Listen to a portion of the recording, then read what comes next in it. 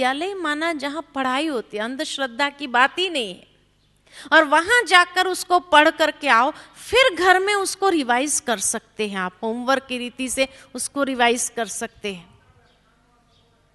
हाँ है ना, सब सब क्लासेस आपको मिलेंगे, जो भी क्लासेस चाहिए आपको क्लासेस मिलेंगे। माना उस परमात्मा के महावाक्य को और सरल करके उसको अच्छी तरह से समझाने के लिए, क्योंकि वो लैंग्वेज कभी कभी समझ में नहीं आती है, तो उसको समझाने के लिए जो भी भाई बहनों ने प्रवचन, मेरे हैं ऐसे नहीं, कई भाई बहनों के प्रवचन है, आपने यहाँ हमको सुना इसलिए आपको अच्छा लगा, लेकिन आप जहाँ भी सुनेंगे हमारी बहनों को, आपको लगेगा ये बहन तो इससे भी अच्छा बोल रही है, ये बहन तो उससे भी अच्छा बोल रही है। एक एक बहन के लिए एक मिनट। हाँ हाँ जी भाई, हाँ है, सब मिलेगा आपको, सब मिलेगा, हमारा भी मिलेगा, दूसरों का भी मिलेगा।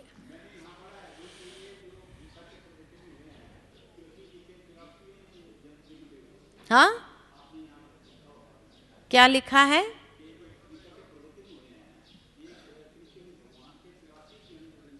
हाँ हाँ बिल्कुल, श्री कृष्ण के 84वां जन्म जो नर का स्वरूप है उस रूप में है। वो तो भगवान ने गीता में ही कहा, मैं अति साधारण रूप में आता हूँ, मनुष्य स्वरूप में अवतरित होता हूँ, तो मूर्ख मेरा उपहास करते। तो स्पष्ट हो गया।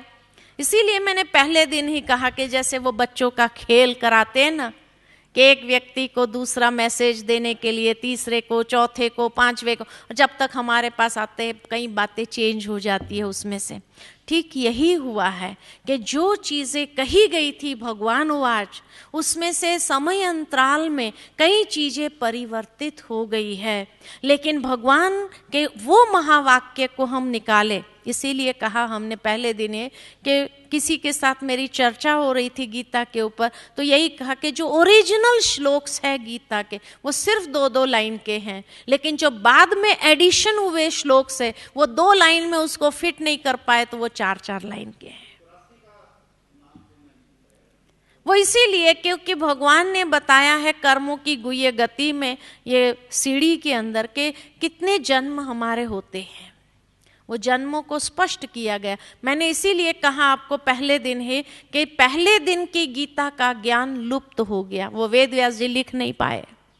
दूसरे दिन की ज्ञान भी वो लिख नहीं पाया, जो तीसरे दिन का है वही हमारे पास है।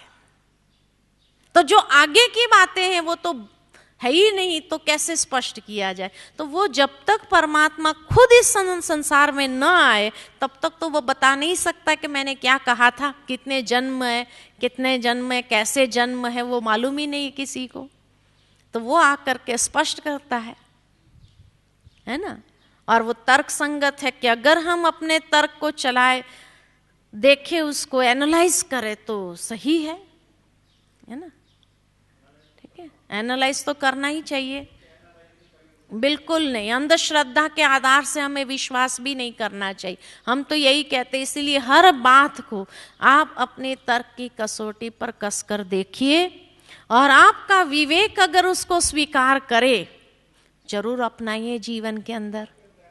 बिल्कुल नहीं, ज्ञान माना ही विवेक, ज्ञान माना ही विवेक, और उस विवेक को शार्पन करना जरूरी है ना। हाँ जी,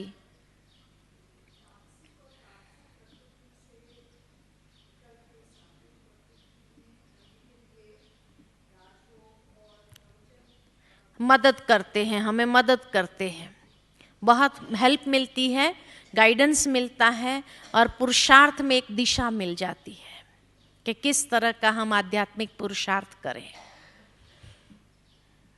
हाँ जी, और किसी को कोई प्रश्न पूछना हो तो? हाँ, वो गीता में कहा है। हाँ बिल्कुल, हाँ, जिम्मेवार नहीं है।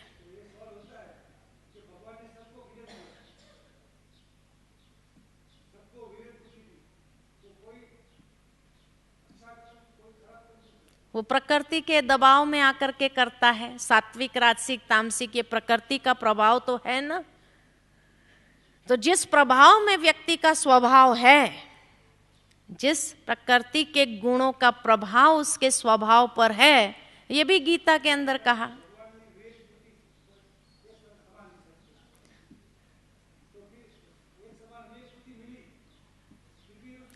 दुर्योधन ने क्या कहा था?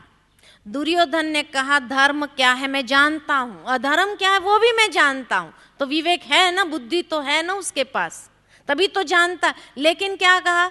धर्म में पर चलने की शक्ति मुझ में नहीं है और अधर्म को मैं छोड़ नहीं सकता, क्योंकि तामसिक प्रकृति थी इसीलिए।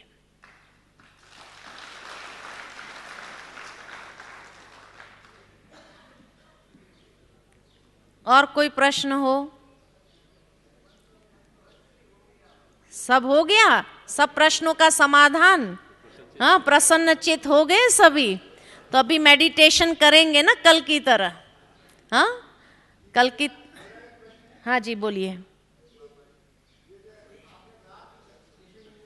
हाँ,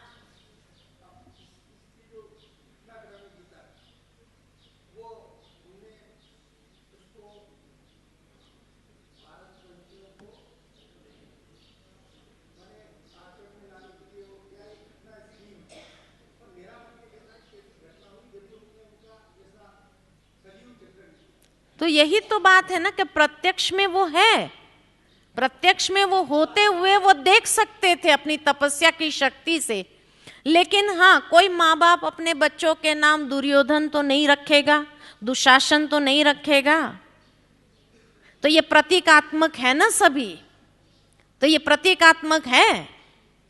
तो इसीलिए कहा कि वो चीज उन्होंने देखी थी, उस चीज को एक पात्र के रूप में उन्होंने चित्रण किया और मनुष्य को एक मॉरल समझाना चाहा कि अगर इस तरह करेंगे तो भगवान से विपरीत हो जाएंगे, और विपरीत हो जाएंगे तो उसकी विनश्यंती होंगी। तो इसीलिए आपको क्या करना चाहिए ये स्पष्ट कर दिया। तो गीता का ज्ञान साथ में जोड़ करके, महाभारत के साथ वो ज्ञान को जोड़ करके एक समाधान दे दिया। तो ये हो भी रहा है, प्रत्यक्ष में जो हो रहा है वो उन्होंने इतने सालों पहले देखा था। जैसे वो नॉस्ट्रोडेमस के लिए दिखाते ना कि गोले में उसने सब कुछ देखा और उसी आधार पर लिखा। तो इसी तरह हमारे ऋषि मुनियों को गोले में देखने की जरूरत नहीं थी, लेकिन उनकी अंतरचक्षु इतने पावरफुल थे कि उस अंतरचक्षु से आने वाले कलिकाल को देख लिया उन्होंने।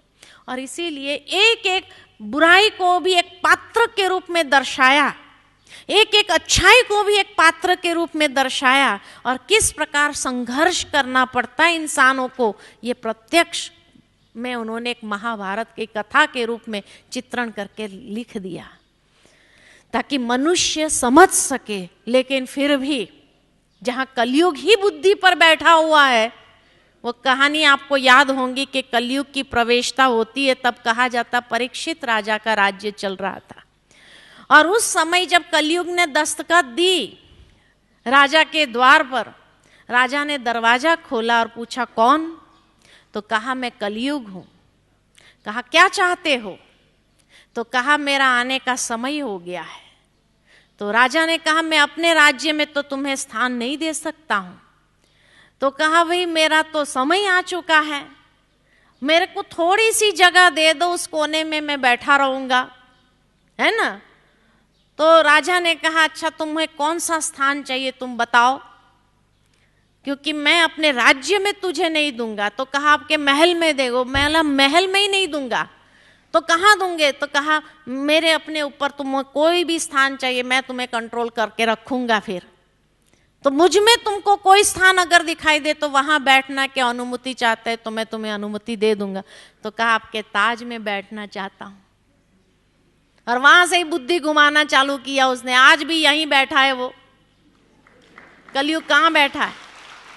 कलयुग यहीं बैठा है ना, सबकी बुद्धि को घुमा रहा है ना। तो इसीलिए कहा कि बुद्धि को घुमा रहा है कलयुग और सबकी बुद्धि को ही भ्रमित कर रहा है। तो यही कलयुग की तो विशेषता है। वहां जो बिठा दिया उसने राजा ने, अब वहां से उठने का हटने का नाम ही नहीं ले रहा है ना। जब तक उसका राज्य खत्म ना हो तब तक तो वहां बैठा रहेगा। ठीक है ना।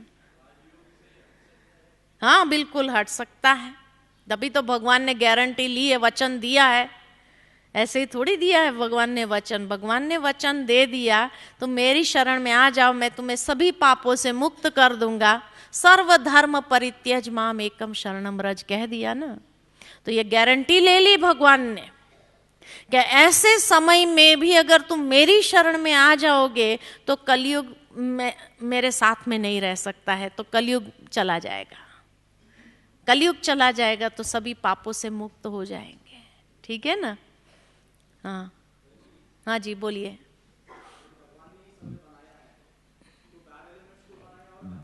बाबा भगवान ने बैड एलिमेंट्स नहीं बनाया।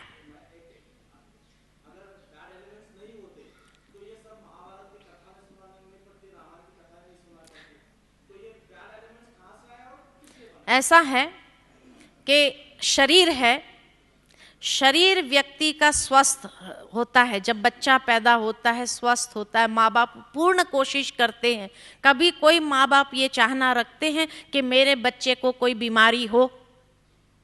ठीक से खिलाएंगे पिलाएंगे, पौष्टिक भोजन खिलाएंगे पिलाएंगे, सब रीति से अच्छा भोजन घर का बना करके खिलाएंगे। खिलाते हैं ना आप सभी, है ना। लेकिन अगर बच्चे की कुछ जीवन शैली में ऐसी बातें आ जाती है, उसके शरीर के अंदर अगर वो ताकत के प्रति ध्यान नहीं देता है, इधर उधर की चीजें बाहर से खा लेता है। माँ बाप ने तो नहीं चाहा, हमेशा उसको अच्छी चीजें दी खाने के लिए, लेकिन वो बाहर से घर का भोजन ठीक से न खा करके इधर उधर की बाहर की चीजें खा लेगा, कमजोरी आ जाएंगी। कमजोरी आएंगी तो बीमारी, माना थोड़ा सा वातावरण परिवर्तन होगा, सर्दी जुकाम बुखार हो जाएगा ना। अगर वो बच्चा डॉक्टर के पास ले जाओ और उसको पूछो भाई मुझे ये सर्दी जुकाम बुखार क्यों हुआ, तो डॉक्टर क्या कहेंगे, आपकी फिजिकल रेजिस्टेंस पावर कम हो गई है, इम्यूनिटी कम हो गई है, इसीलिए बाहर के वायरस ने अटैक किया और आप उसके शिकार बने। सिंपल लॉजिक है ये तो, है ना।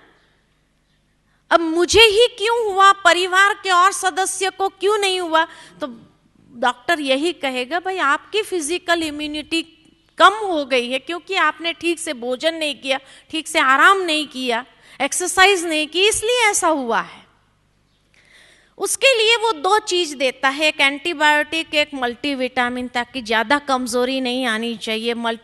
एंटीबायोटिक देता है उस वायरस को खत्म करने के लिए, और फिर ऊपर से एडवाइस देगा कि 3 चीज करते रहो, ठीक से भोजन करो, हेल्दी फूड खाओ, दूसरा कहेंगे ठीक से आराम करो, कम से कम 6 घंटा आराम जरूरी है शरीर को, उतना आराम तो दो, ज्यादा ओवरलोड काम नहीं करो, और तीसरा कहेंगे रेगुलर एक्सरसाइज करो, तो आपकी फिजिकल इम्यूनिटी बढ़ जाएगी।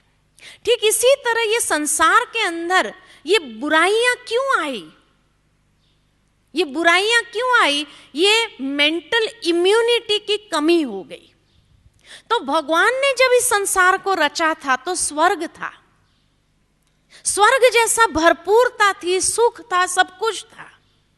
लेकिन धीरे धीरे चलते चलते क्या हो गए कि हम अपने दिनचर्या में, अपने जीवन में कहीं ना कहीं इधर उधर करते रहे, और जहां इधर उधर करते रहे मानसिक शक्ति जो है क्षीण होने लगी।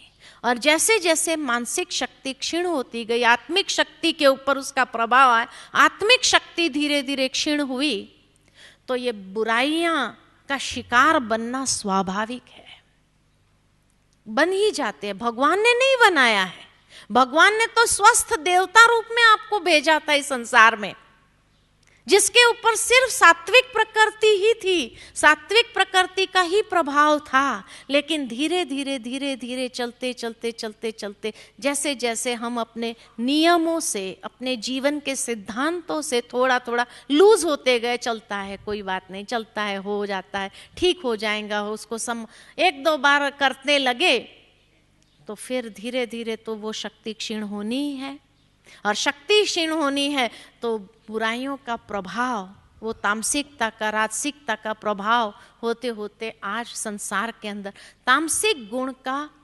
प्रभाव बढ़ गया है, सात्विक गुण का प्रभाव कम हो गया है।